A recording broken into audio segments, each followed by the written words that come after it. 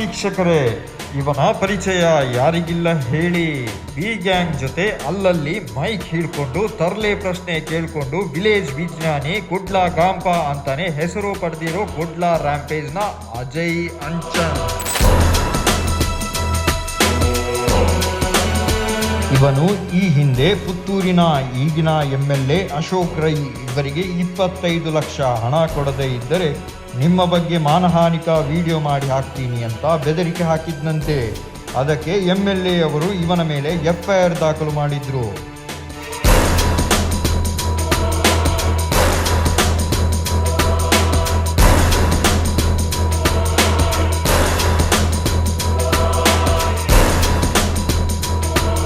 ಈಗ ಈ ಗಾಂಪ ಹಣದ ಆಸೆಗೆ ಡಬ್ಬಿ ಗ್ಯಾಂಗ್ ಜೊತೆ ಸೇರಿದ್ದಾನೆ ಅಷ್ಟೇ.